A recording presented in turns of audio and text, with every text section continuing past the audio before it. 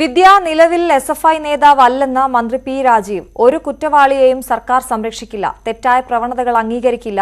K വിദ്യയ്ക്ക് PhD പ്രവേശനം ലഭിക്കാൻ താൻ ഇടപെട്ടുവെന്ന KSUവിന്റെ ആരോപണം ശുദ്ധ അസംബന്ധമെന്നും മന്ത്രി പറഞ്ഞു.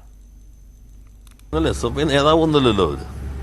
നേരത്തെ പറഞ്ഞല്ലോ, ഒരു കാലത്ത് എസ്എഫ്ഐയുടെ ഭാഗമായി യൂണിവേഴ്സിറ്റി യൂണിയന്റെ ഭാരവാഹിയായിരുന്ന ഒരാളാണ്. അങ്ങനെ ഒരാൾക്ക് ഒരു തെറ്റ് ചെയ്തിട്ടുണ്ട് എന്ന് കണ്ടെത്തിയിട്ടുണ്ട്. അത് സംബന്ധിച്ചുള്ള അന്വേഷണം നടക്കുന്നുണ്ട്. ഒരു കുറ്റവാളികളെയും സംരക്ഷിക്കുന്ന സമീപനം സർക്കാരിനില്ല. അപ്പോൾ നേരത്തെ SFIയിൽ പ്രവർത്തിച്ചിരുന്നു എന്നതുകൊണ്ട് നേരത്തെ പലരും വ്യക്തമാക്കിയതുപോലെ SFIയുടെ ഒരു ഉത്തരവാദിത്തമല്ലത്. അത്തരത്തിലുള്ള തെറ്റായ പ്രവണത ഇപ്പോൾ മഹാരാജാസ് കോളേജ്, യൂണിവേഴ്സിറ്റി കോളേജ് എല്ലാം ഇപ്പോഴത്തെ റാങ്കിങ്ങിൽ ഏറ്റവും മികവാർന്ന രീതിയിലേക്കാണ് വന്നിട്ടുള്ളത്. കേരളത്തിലെ കോളേജുകൾ നമ്മുടെ 2-3 സ്വഭാവത്തിൽ റാങ്കിങ്ങിലും നന്നായി മുന്നേറാൻ കഴിഞ്ഞിട്ടുണ്ട്. അപ്പോൾ ആ നേട്ടമാകെ നമ്മൾ സംരക്ഷിക്കേണ്ടതുണ്ട്. ഏതെങ്കിലും തരത്തിൽ തെറ്റായ പ്രവണതകൾ ഏതെങ്കിലും വ്യക്തികൾ ചെയ്താൽ അതെല്ലാം ശക്തമായി തന്നെ നിയമാനുസൃതം തന്നെ നേരിടും. വിദ്യക്കെതിരായ കേസിൽ ആവശ്യമായ നടപടി സ്വീകരിക്കുമെന്ന് CPM സംസ്ഥാന സെക്രട്ടറി MV ഗോവിന്ദൻ.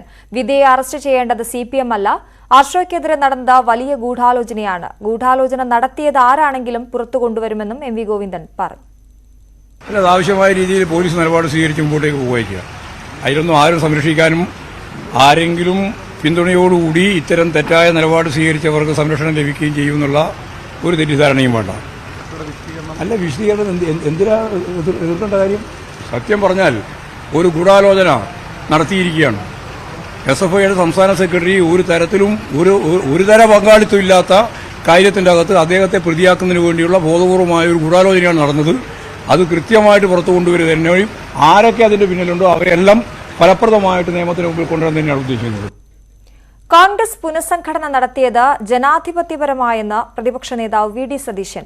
സംഘടന തകർന്ന സമയത്താണ് തങ്ങൾ ഉത്തരവാദിത്വം ഏറ്റെടുത്തത്. എല്ലാവരെയും ഒരുപോലെ സംരക്ഷിച്ചാണ് മുന്നോട്ടു പോയത്. ഗ്രൂപ്പ് നേതാക്കൾ ആത്മപരിശോധന നടത്തണം. താൻ സ്വന്തം നിലയിൽ ഒരു താൽപര്യവും നടത്തിയിട്ടില്ല. ആരുമായും തർക്കത്തിനും മറുപടി പറയാനും ഇല്ലെന്നും VD സതീശൻ പറഞ്ഞു. 172 പേരെ ഇവരെല്ലാവരും ഒപ്പിട്ട് തന്നേക്കണാണ് വെച്ചത്. പിന്നെയുള്ള 110 പേരുടെ പ്രോസസ്സാണ് നടത്തിയത്. അത് എല്ലാ ജില്ലകളിലെയും ബാലൻസ് നോക്കി വളരെ കൃത്യമായിട്ടാണ് ചെയ്തിരിക്കുന്നത്. ഞാൻ ഒരാളെ പോലും എൻ്റെ പേര് എന്ന് പറഞ്ഞിട്ട് വെച്ചിട്ടില്ല. KPCC പ്രസിഡന്റ് വളരെ ചുരുക്കം ആളുകളെ 10-16 പേരെയാണ് വെച്ചിരിക്കുന്നത്.